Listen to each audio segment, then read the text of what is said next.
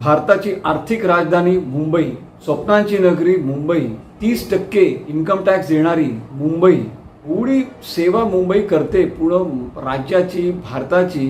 पण त्या बदली मुंबईला काय मिळतं? मुंबईला मिळतो ट्रॅफिक जॅम. ट्रेना पहा खचाखच भरलेल्या. मुंबईचा इन्फ्रास्ट्रक्चर पहा तो जुना ब्रिटिशांच्या काळातला. म्हणजे मुंबईला काय हवं आहे काय नाही हे विचारायला कोणाला फुरसत नाही. मुंबई किती पैसा देते राज्य सरकारला, केंद्र सरकारला ते बोला. मुंबईने जणू काही फक्त सेवाच करत राहायची. त्याबदली मुंबईला काय मिळेल? जुनं इन्फ्रास्ट्रक्चर. नवीन काय झालं इन्फ्रास्ट्रक्चरमध्ये? मुंबईमध्ये इतक्या वर्षांमध्ये काहीच विषय दिसत नाही. म्हणजे मुंबईकरांचे फक्त हाल हाल होत होते आजपर्यंत. एक गंमत सांगतो, काय आहे मुंबई कोस्टल रोडचा. ही जी संकल्पना आहे ही 1962ला विल्बर अँड स्मिथ कंपनीने राज्य सरकारला दिली होती की मुंबईला कोस्टल रोडची आवश्यकता आहे जेणेकरून मुंबईचं ट्रॅफिक कमी होईल. त्याच्यावर काय विचार करण्यात आला? त्यावर काय काम झालं? काही झालं नाही. ती जी फाईल होती ती कपाटात आतमध्ये ठेवून दिली आणि फक्त चर्चा होत राहिल्या. इतक्या राज्य सरकार येऊन गेल्या, इतके केंद्र सरकार येऊन गेले, पण कोस्टल रोडचं काही भलं झालं नाही. फाईल आतमध्ये पडलेली. करू करू करू पण कोणीच काही केलं नाही. एक व्यक्ती होता ज्याला असं वाटलं की आपण मुंबईकरता काहीतरी केलं पाहिजे. कारण की या व्यक्तीने ओळखलं मुंबईचं पोटेन्शियल काय आहे, मुंबईला कशाची गरज आहे. कारण हे जर का चालत राहिलं तर मुंबईचं काही खरं नाही आहे. आणि इतर शहरं पण आता इन्फ्रास्ट्रक्चर डेव्हलप करत चाललेले आहे. उद्या असं नाही व्हायला की भारताची आर्थिक राजधानी ही फक्त नावाची राहून जाईल. असं होता कामा नये. तो जो मान आहे मुंबईचा तो टिकून ठेवायला पाहिजे. पण तो टिकवण्याकरता एका व्यक्तीची दूरदृष्टी होती. तो व्यक्ती म्हणजे फक्त देवेंद्र फडणवीस. हा व्यक्ती खूप अभ्यासू, शिकला सवरलेला. तसा तो लॉयर आहे, मोठा वकील, पण इन्फ्रास्ट्रक्चरचं भरपूर ज्ञान, ॲडमिनिस्ट्रेशनचं भरपूर ज्ञान आणि विजनरी नेता. एक त्याला रोडमॅप असतो, विजन असतं की राज्याला कुठे न्यायचं, आपल्या मुंबई शहराला कसं पुढे न्यायचं. त्यांनी ही ताकद ओळखली की मुंबईशिवाय महाराष्ट्र नाही, मुंबईशिवाय आपला भारत नाही. हे त्या व्यक्तीने ओळखलं. आणि नुसतं ओळखलं नाही तर त्या दिशेने त्यांनी कामं पण तडकाफडकी सुरू करून टाकली. आणि तुम्ही पाहत असाल मुंबई शहरामध्ये एकानंतर एक मोठमोठाले इन्फ्रास्ट्रक्चरचे प्रोजेक्ट सुरू झाले. त्यामध्ये Mumbai coastal road, trans harbour link, Virar Alibag corridor, 450 किलोमीटरची मेट्रो रेल्वे, असे कित्येक प्रोजेक्ट सांगू तुम्हाला की जे धूळ खात त्या फाईलीमध्ये एका आलमारीत बंद पडून राहिले होते. कोणी करायला तयार नाही. कारण मुंबईवर प्रेम नाही, विजन नाही, डायरेक्शन नाही. आपल्या शहराला, आपल्या राज्याला कुठे न्यायचं आहे काही विचार नाही.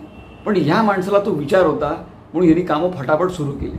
आता 1962ला ते विल्बर अँड स्मिथने सांगितलं होतं की इथे कोस्टल रोडची आवश्यकता आहे. झालं. फडणवीसांनी काढली फाईल बाहेर आणि लावली टीम कामाला. पण हे प्रोजेक्ट करणं काय सोपं नाही आहे. हे प्रोजेक्ट करणं म्हणजे हिमतीचं काम आहे, जिगरचं काम आहे, ऐरागैराचं काम नाही आहे. हे काम करणं खूप मोठं प्रोजेक्ट आहे. या प्रोजेक्ट करता खूप सारे क्लिअरन्सेस हवे असतात जे केंद्र सरकारकडनं मागवावे लागतात. खूप सारे ऑब्जेक्शन्स येतात, फंडिंगचे इश्यू असतात. फडणवीसांनी बनवली ती फाईल आणि केले केंद्र सरकारकडे. सांगितलं केंद्र सरकारला मला असा असा प्रोजेक्ट करायचा आहे, हे क्लिअरन्सेस आहेत जे मला आपल्याकडनं हवे आहेत. तुम्ही विश्वास नाही करणार, केंद्र सरकारकडनं फुल सपोर्ट मिळाला फडणवीसांना. त्यांनी म्हणलं जे जे तुम्हाला हवं आहे ते सगळं इथून मिळेल. फटाफट क्लिअरन्सेस मिळाले आणि पाहता काय तर काम सुरू झालं. इथून क्लिअरन्सेस येत गेले, इथे काम सुरू झालं. अतिशय जलद गतीने हे प्रोजेक्ट पूर्ण झालं.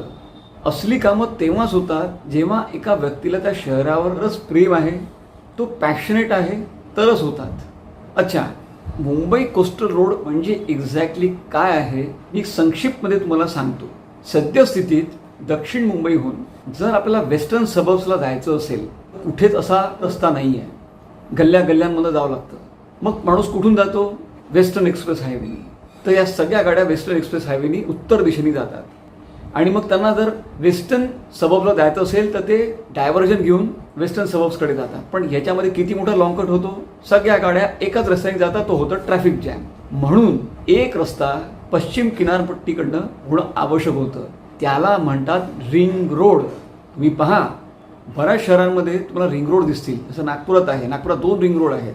तिसऱ्या रिंग रोडचं काम हे फडणवीस आणि गडकरी करून झाले. पण मुंबईत तर रिंग रोडच नाही आहे. का? कारण की तिन्ही दिशेने समुद्र आहे.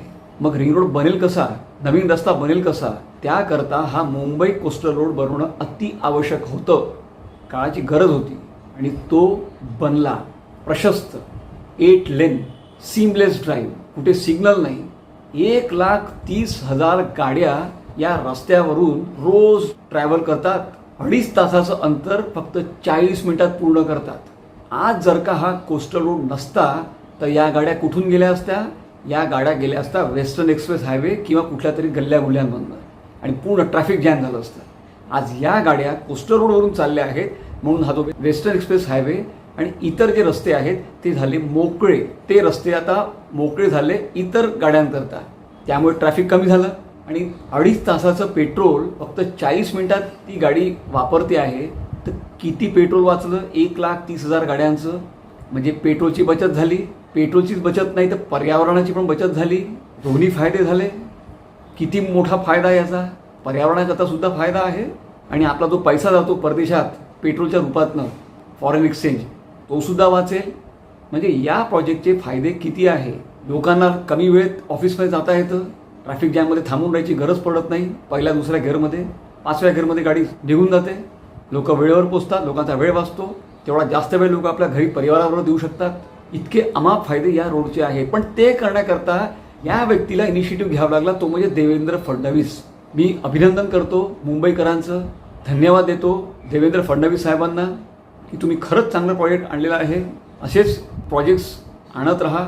माझ्या या चॅनलला तुम्ही सबस्क्राईब करा, कारण की या चॅनलवर मी असेच मुंबईवर बरेच व्हिडिओज बनवणार आहेत. मुंबईच्या प्रोजेक्ट्सवरती, इन्फ्रास्ट्रक्चरवरती आणि इतर विषयांवरती. बेल आयकॉनसुद्धा दाबा, म्हणजे मी जेव्हा व्हिडिओ टाकील तर त्याचं नोटिफिकेशन तुम्हाला मिळून जाईल लगेच. पाहत राहा हे चॅनल. धन्यवाद.